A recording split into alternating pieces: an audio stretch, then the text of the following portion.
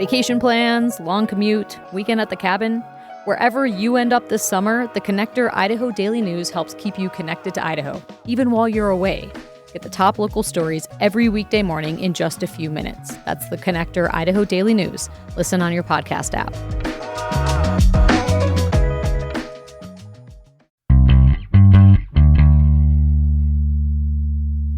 From the studios of Boise State Public Radio News, I'm Gemma Gaudette. You're listening to Idaho Matters. Cervical cancer is still hitting some communities harder than others. Now, this is according to a new report that finds women living in poverty are far more likely to develop the disease and nearly 50% more likely to die from it. And that's despite the fact that cervical cancer is highly preventable through the HPV vaccine as well as routine screenings. Now, experts say the gap isn't about medical advances, but about who can actually get access to care.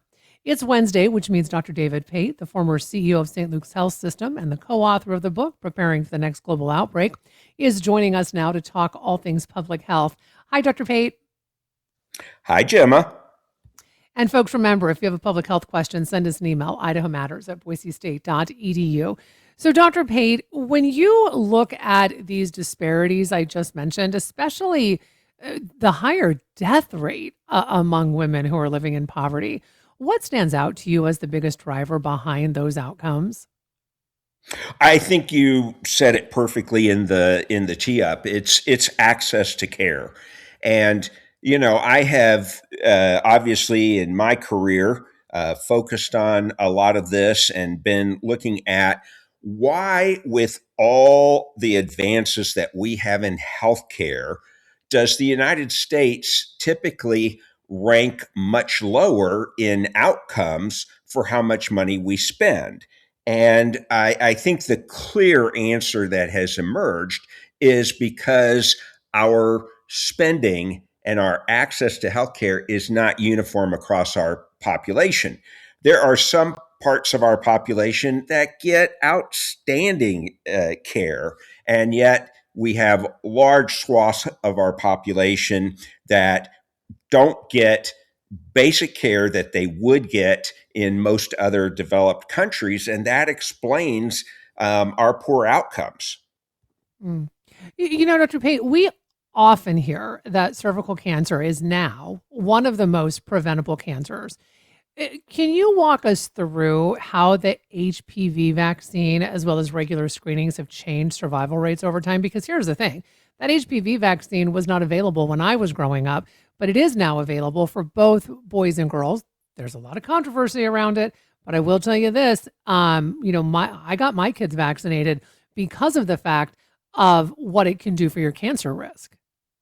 Well, you're exactly right. And what often gets lost in the conversation is that the HPV vaccine protects you from more than just cervical cancer. But cervical cancer is the big thing because, just as you said, when I was earlier in my practice, we didn't have this available, and I would see women with cervical cancer, and it's terrible. And yet now that we have discovered that in the large proportion of women who get cervical cancer, it's because they've been infected with human papillomavirus.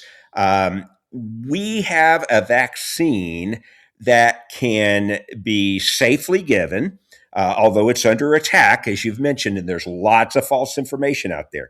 It can be given to teenagers or preteens to prepare them for life protection against some of these cancers. And so basically, if women today would get the HPV vaccine early enough, we probably could prevent at least 90% of all cervical cancers, and we'd prevent some other cancers as well.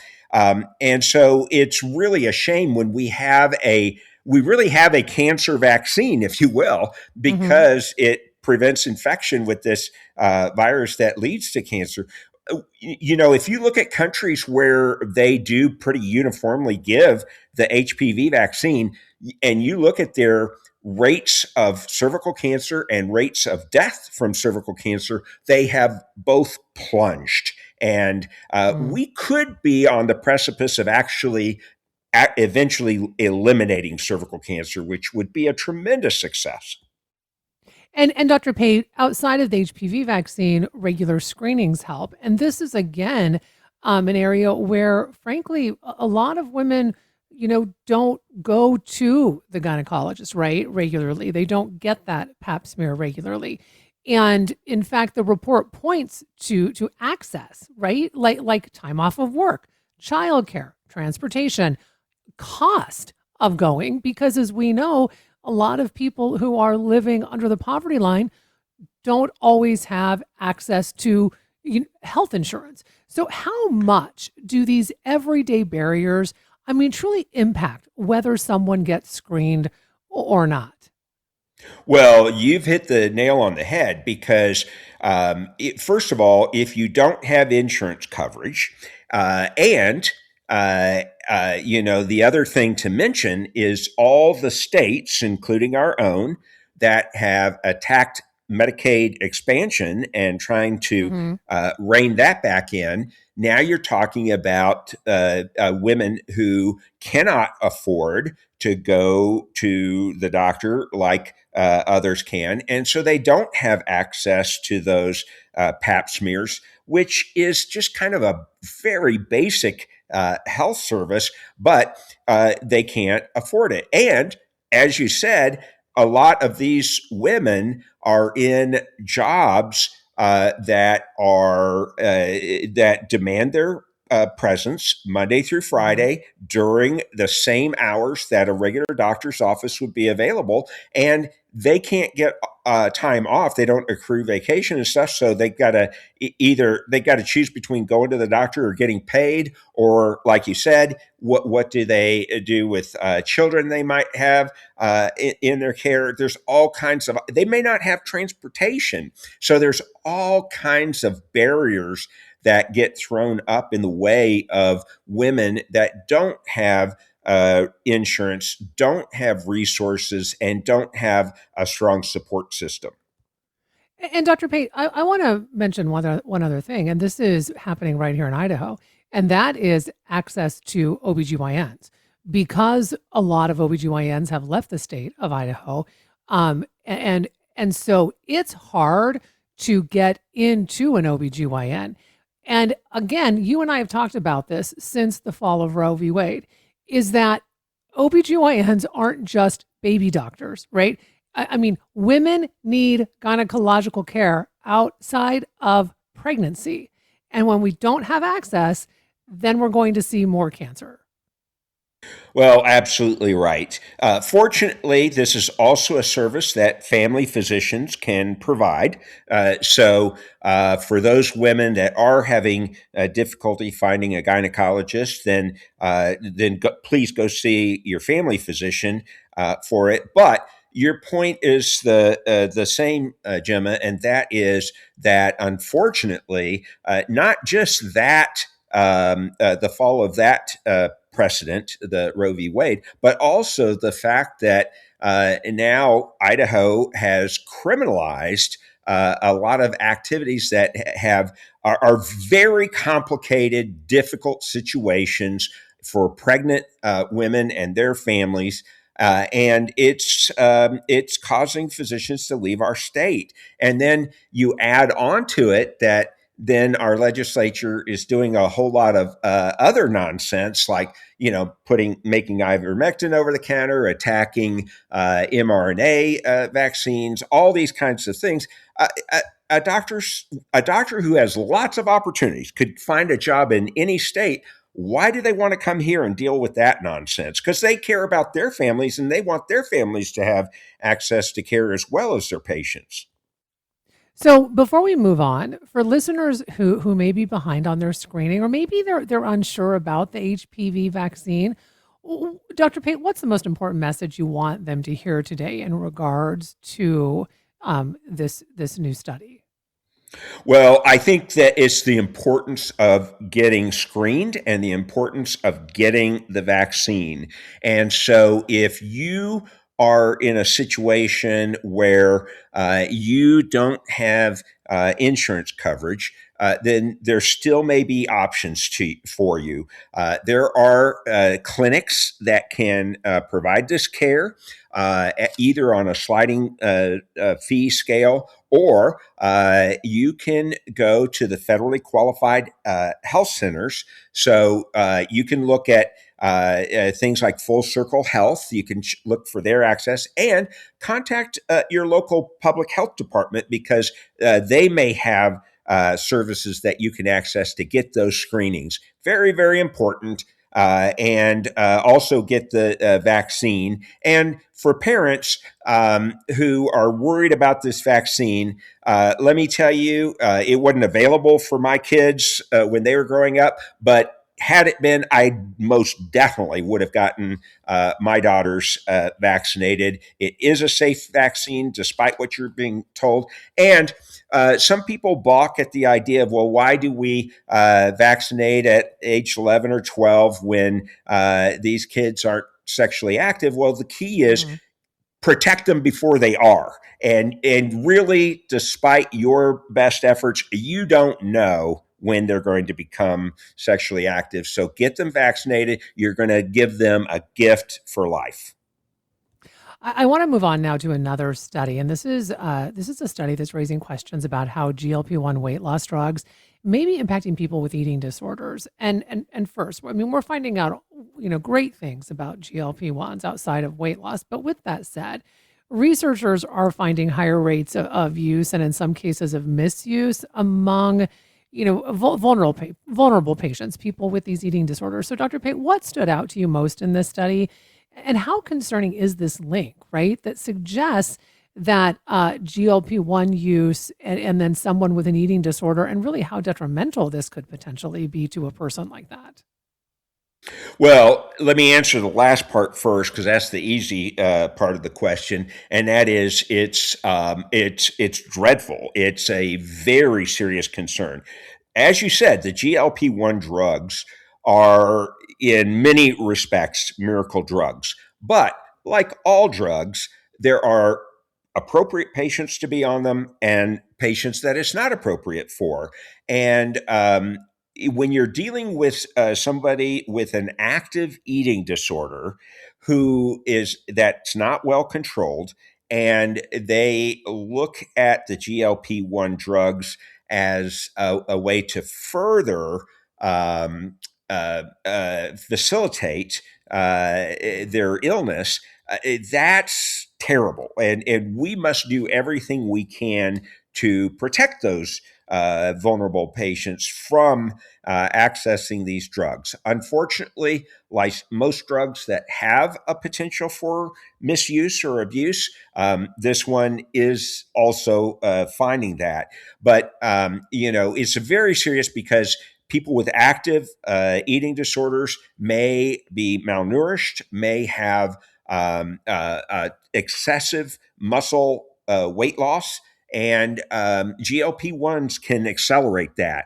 And so it's very concerning. It could further put their lives at issue. So, first of all, if you are listening and you have an eating disorder, please see a qualified therapist. Get help for this so that you don't endanger your life. And second, please do not ask for find workarounds to get GLP-1 Mm. drugs. They are not going to be your friend. Now, to the first part of your question, I actually was surprised that these authors found it as high as they did. But it just shows that where there's a will, there's a way. And these authors reported that 32% of patients with eating disorders had reported using at least once. I hope once and done, but I'm really worried about that. And it just shows that we've got to put more safeguards in the system. But this is truly very concerning, because we never want to hurt patients. There's new research out that suggests the shingles vaccine may do more than, prevent a really painful rash that can sometimes be debilitating. It could also be linked to a lower risk of dementia in older adults. And I believe, we've talked about this a little bit before, but now with this new research out, what does the growing body of research actually tell us about this connection between the shingles vaccine and dementia risk? Well, you're quite right. We've now got at least 4 studies that I can think of that are all showing benefit of getting the shingles vaccine. As you said, first of all, a good reason to get the shingles vaccine is shingles is one of the least fun diseases you can have. Mhm. It is very painful, and in some cases, it can be very health threatening to you, to your vision, for strokes, for heart attacks, those kind of things. So, one good reason to get the shingles vaccine is just to prevent shingles. But as you were mentioning, all of these studies are showing that people that do get the shingles vaccine decrease their risk for subsequent development of dementia. And the latest study that you're referring to showed that getting the shingles vaccine might prevent 1 in 17 cases of dementia. And given how big a problem dementia is, and it appears to be a growing problem, that's really dramatically significant, especially because it's such a simple intervention to make, just to give the 2 doses of the vaccine. What I think the growing consensus that is forming is that dementia in many cases, I'm not going to say all, I don't know that, but in many cases, dementia and other neurodegenerative conditions, we're finding more and more evidence to suggest that inflammation may be what is causing the brain. And so Mm. when you get shingles, that causes inflammation. But when you get other infections, there appears to be that risk for inflammation of the brain, and cumulatively, that may increase your risk for dementia, which may be a good reason for many of the other vaccines we've talked about, and some of those are starting to show some effect, as well as now shingles has the strongest benefit, but avoiding some of these infections may be important for our long-term brain health. So, Dr. Pate, for older adults who are eligible, but they haven't gotten the shingles vaccine yet, how strong is the case then for doing it now based on, brain health and like, frankly, overall health benefits?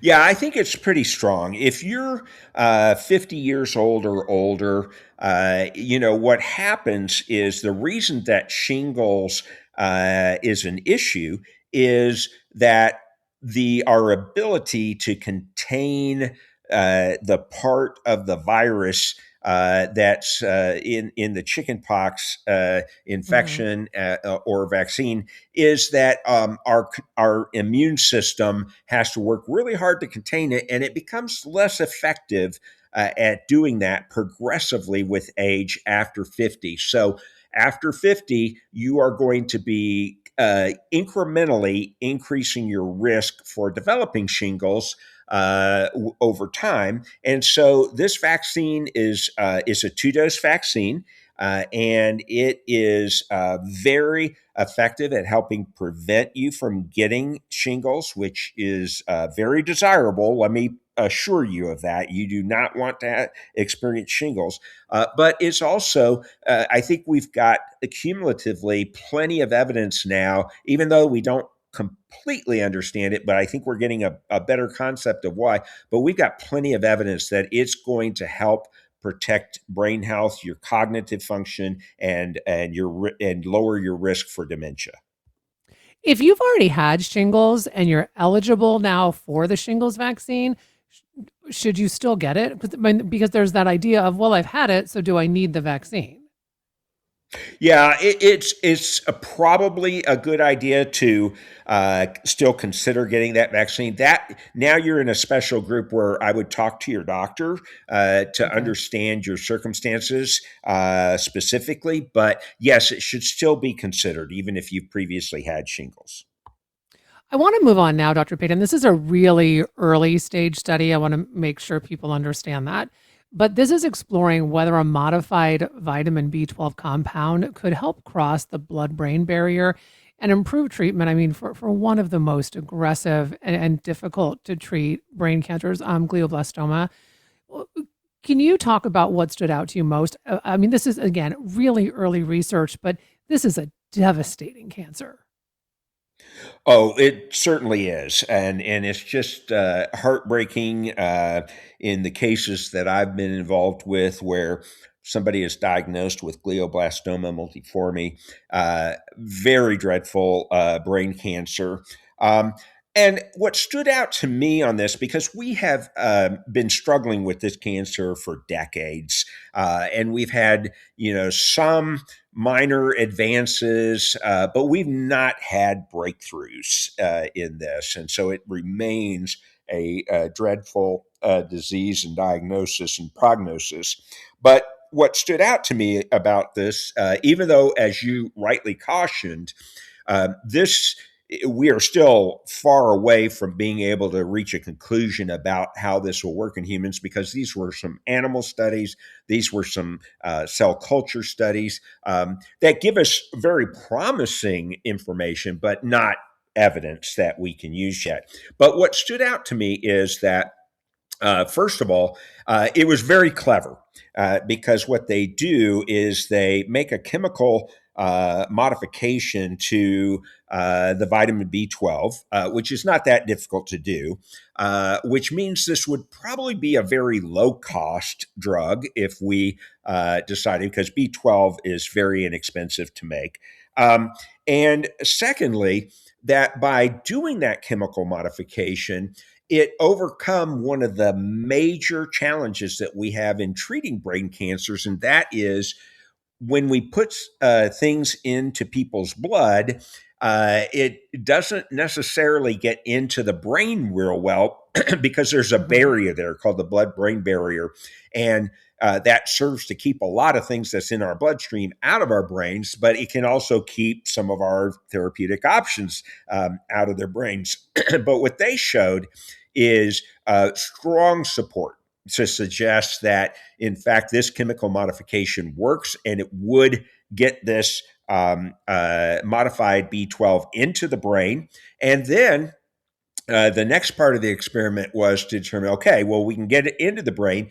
Does it get into the tumor cells? And because what this does when it gets in the tumor cell is it modifies the chemistry of the cell, releasing nitric oxide, which can kill the tumor cell. And what they found is that it appears that it is more selectively taken up by the tumor cells, meaning we get it to the bad cells and not as much to the good cells, which is your optimal goal. And so I would say very, very promising, but still very far away from becoming Yeah. standard of care and broadly available.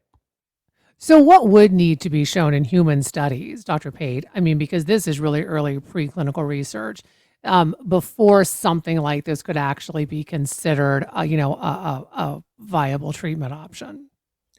Well, likely where you would go from here is to taking a group of patients that have this tumor and giving them this modified B12. And the good thing that these researchers found is that it doesn't mean you necessarily have to alter their other therapy, the chemotherapy that Mm. they're on, because actually it seemed to potentiate the effects, not work against each other. And so take a group of patients with this, put them on this preparation, and see. There is a way we could measure the levels through spinal taps and looking at the CSF, so that we could look to see if it is getting into the human brain, and we could compare it to a group that is not doesn't have this tumor and see how well is it tolerated? Are there side effects that we see in humans that we didn't obviously see in these animal studies? Are there problems? And what happens to the course of the illness? Does it slow down their tumor? Does it cause the tumor to regress? Or maybe even hard to mention because you don't want to jinx it, but could it even contribute to cure of this terrible disease? Mm. So all those questions, I think we just need to go into human trials, and that will take a little while, but that could definitely happen. Dr. Pate, we're finally getting into our mailbag. We get a lot of emails from our listeners, and it takes us a while sometimes to get to them. So if you do have a public health question, remember you can send us an email, idahomatters@boisestate.edu, and we will get to those questions. So the first question from a listener is this. With new guidelines around the COVID vaccine, do we know if it's going to be available in the fall? So can we start with that, and then I'll add on to some other questions this listener had. So the answer is I think it will, but let me explain why I'm hedging. So the big problem right now is there was a legal challenge to the committee of the CDC that has to kind of make the recommendation to the head of the CDC so that a new vaccine or a new product is they outline who should get it, when they should get it, how often they should get it, those kind of things. And what happened is that was disbanded because of the lawsuit.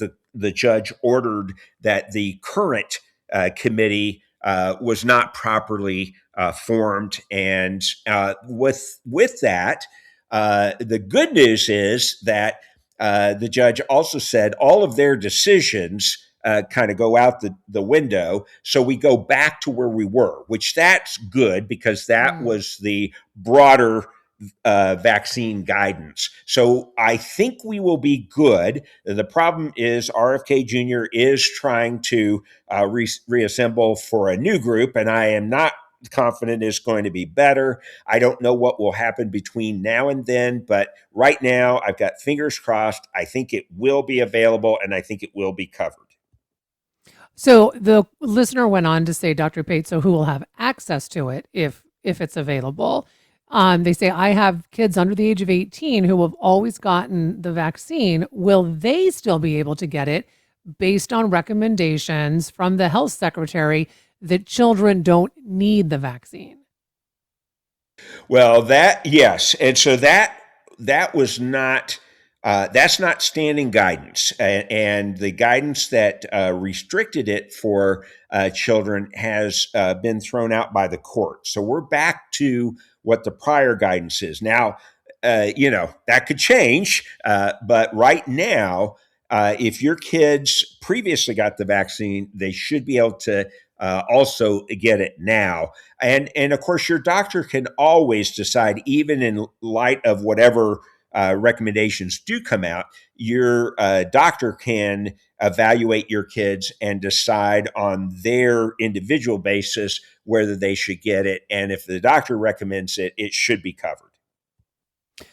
Dr. Pate, another listener wrote in and they said, I was listening to Idaho Matters, and Dr. Pate, you were talking about the new mRNA flu shot. Has it been FDA approved, and will it be available this fall? That one I'm less optimistic about. I think it's possible, but I'm less optimistic. So, in answer to the first part of the question, no, it has not been FDA approved unless it has happened right before we went on this show. Okay. What has happened is the expert committee of the FDA has recommended that the FDA director authorize it. But that is the step that we're waiting on. And what has happened is the FDA commissioner is out. And so now we have an interim. That interim, to my knowledge, has no understanding or experience with vaccines. And that is a political appointment. So, and our administration doesn't like mRNA. So I don't know if that's going to get signed off on. But all it's waiting for is the FDA commissioner to sign off. And then it would go the same process I was just talking about, where it has to now go to the CDC and to that committee, but that committee doesn't exist right now. So there's a extra step there. I'm not sure it'll be ready for this fall. I hope it is, because the data is very good, and we're just dealing with political nonsense right now. So, Dr. Pate, how long does it take? Like, once all these approvals happen, I mean, is a vaccine like this mRNA flu vaccine like just ready to go, and they could get it dispersed? I'm just curious. Like, how long does it actually take once the approval happens? That people can get it, if that makes sense. Well, yeah, and the answer is it wouldn't be a problem here. So here's what happens in normal times. The tough stage is what has already happened here. The FDA's their committee's called VRBAC. That's the experts that just go over everything with a fine-tooth comb and make a recommendation. They have done that. What would happen if this was a normal time is probably even the same day the FDA director would sign off on it. Then it would go immediately to the CDC. They would present it at the next ACIP meeting, which is their committee of experts. And this one just wouldn't, in normal times. The data's there, and especially given that it was a unanimous decision among the vaccine experts in VRBAC for the FDA. This would all typically be done like within a month's time and signed off by the CDC director, typically the same day. And then the manufacturers, they're already making it and producing it. What's going to happen is if it doesn't make it through our authorization process because of all this politics, it's just going to go to other countries. But it'll be ready. And this vaccine doesn't take nearly so long to make. So, yeah, we could have it, but it's all based on politics at this point. The listener had a follow-up saying that I've had big reactions to the mRNA COVID vaccine in the past. So if the new mRNA flu vaccine is available, would I be better off sticking to the traditional flu vaccine in case I have a similar reaction? Well, it's going to be hard for me to answer that question without knowing the details of what the reaction you had. There's certain reactions that, yes, I might advise you, well, let's not, take the chance on this.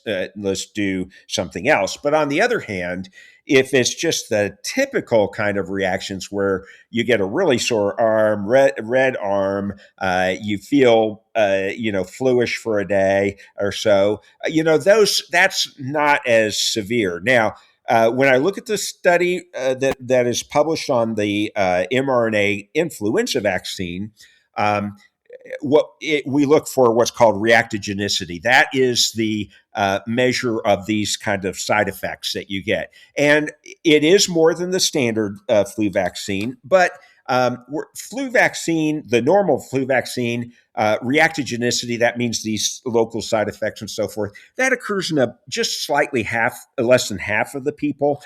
With the mRNA, it was about 70% of people. So I wouldn't say it's an automatic disqualifier, but I'd have to know more about the specifics of your case. So I think just talk to your doctor. Probably it would be fine, but I don't know enough information to tell you. Well, let me give you an example. So like my oldest, this poor kid, every single time he's gotten he's only ever gotten the mRNA COVID vaccine. He's that person that, you can set your clock to it. And for 24 hours, it's going to seem like he has a horrible case of the flu.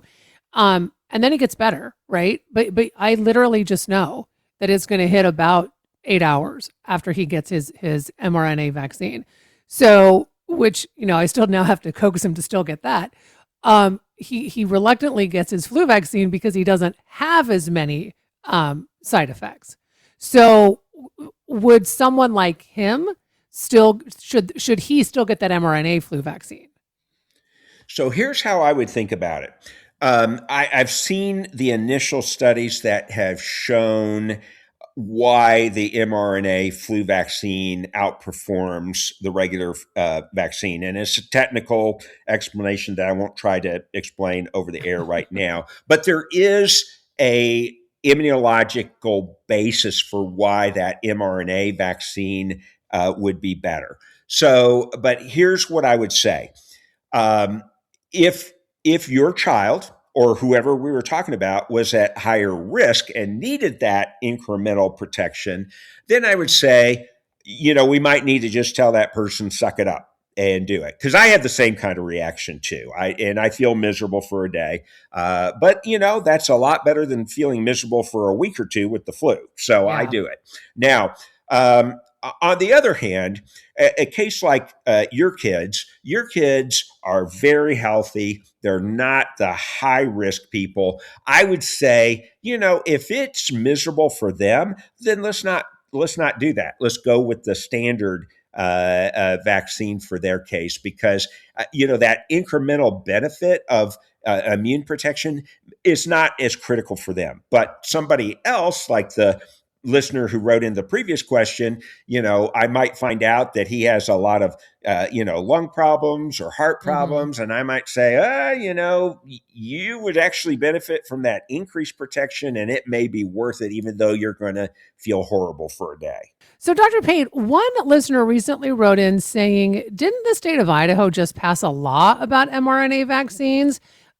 So, if they did, will we even have access to mRNA vaccines like COVID and like this new flu shot that you and I were just talking about in the last segment? Well, we do for now, but I can't make any promises until the legislature comes to its senses and starts relying on true experts and good advice. The fortunate thing is that particular bill got held up. So, as far as I know, and I could be wrong, but as far as I can tell, that bill did not become law. I fully expect the legislature to engage in more of that nonsense next session. So we'll see. But for right now, you can still get the mRNA vaccines here in Idaho. The bill, it really doesn't even make sense because it's a bill about gene therapy, and that's not what mRNA. They don't understand this, and Mm-hmm. and that's why it's so confusing. But no, I think it's still going to be available now, but we'll have to stay tuned for the future. So, Dr. Pate, there wasn't there some research being done on combining the flu shot and the COVID shot, and I think I'm remembering that right. Where is that research right now, and is that a good idea to combine the two? Well, you're actually correct. You've got a good memory. So there has been a lot of look at this. And what we have looked at is if you get both of the vaccines at the same time, does that weaken your immune response that you would otherwise have, or does it potentially improve it, or does it make no difference? And all the studies that I have seen showed that actually you got a better immune response by getting them both at the same time. And that doesn't always happen with every combination of vaccines, but it does for these two. So here's what I would say. First of all, it's perfectly fine to get them together. And for a lot of people who aren't big on getting vaccines or getting in to see their doctor, or where getting in to see their doctor is a real hassle, then by all means, get them together. And there might even be some benefit to it.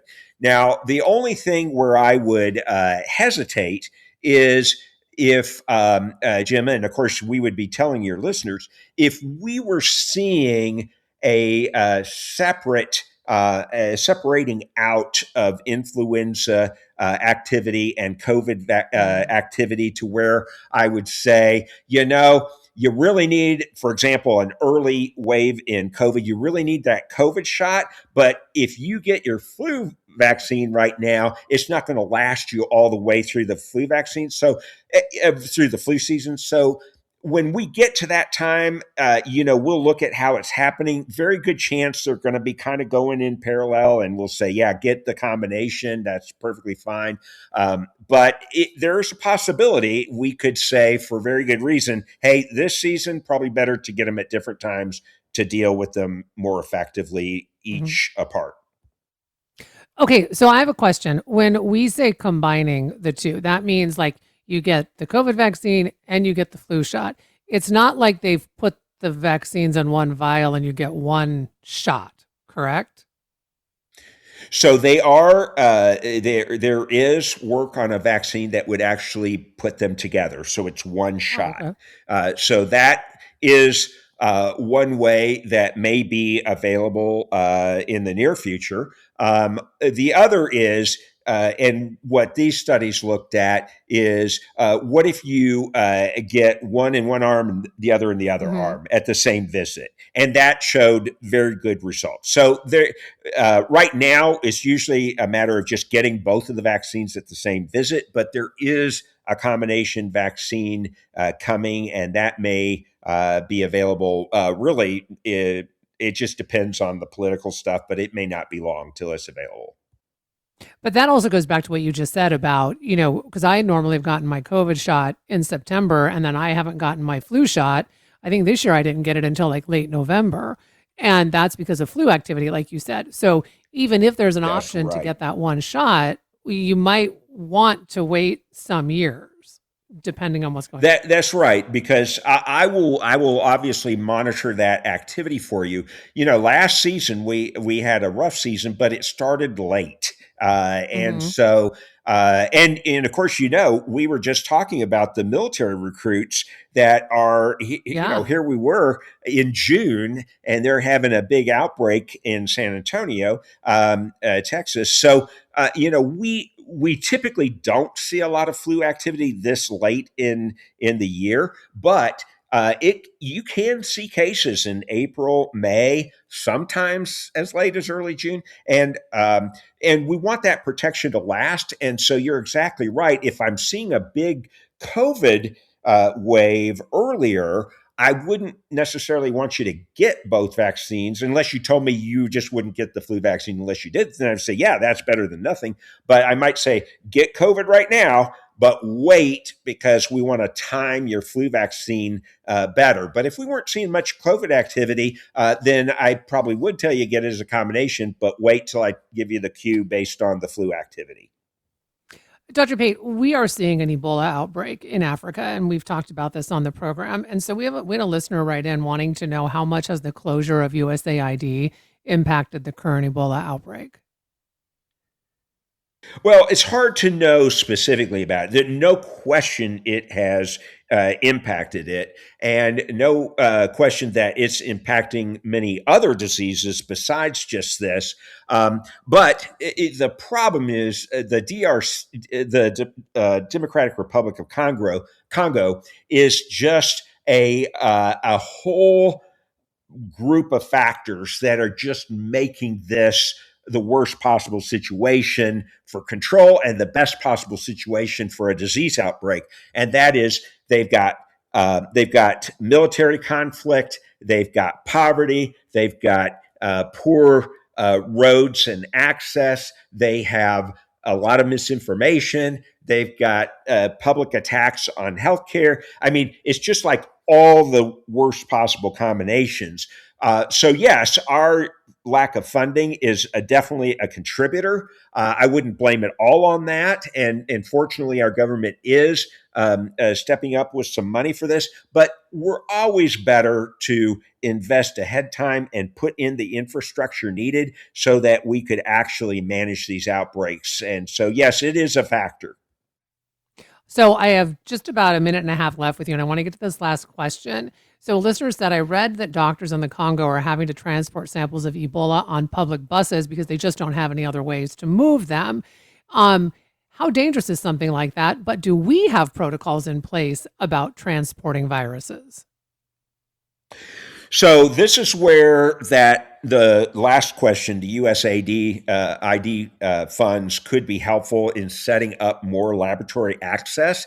The problem is a lot of these places where the outbreak is occurring, they don't have laboratories right there. They have to transport specimens quite a long distance to get them to a laboratory. And of course, that causes delay. And then, and as I said, they've got poor infrastructure, poor roads. So, yes, relying on public buses. Now, as to the risk, probably not a huge amount of risk. The real what I don't know is how are they packaging these? If they're and I suspect they're doing it right, but if they package it really well so that these aren't just like test tubes sitting there that could just roll over if they hit a bump and break. I mean, that would be bad, but I can't believe that's it. I'm sure they've got them well packaged, well insulated, protected. And if that's the case, it's not going to be much risk because it would take some direct contact to really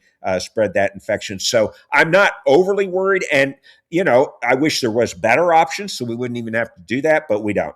As far as the United States, yes, we have very, very detailed and very intricate regulation of how we transport biological specimens, how that happens based on degree of risk, how we can ship these things from lab to lab or ship them internationally. So, yeah, we have a pretty good infrastructure, but that does not exist in the Congo. Well, as always, Dr. Pate, we so appreciate your expertise. We've been talking with Dr. David Pate, former CEO of St. Luke's Health System and the co-author of the book, Preparing for the Next Global Outbreak. Thanks so much for listening to this episode of Idaho Matters. And for quick news of the day, start your mornings with our podcast. It's called The Connector, Idaho Daily News. And you can also listen to Boise State Public Radio podcasts, including Idaho Matters, on YouTube. Each story you hear on Planet Money starts with a question. What happens if we refund tariffs? Why are groceries so expensive? At NPR, we stand for your right to be curious because the forces shaping our world can be hard to see. Follow NPR's Planet Money wherever you get your podcasts and start seeing how the economy really works.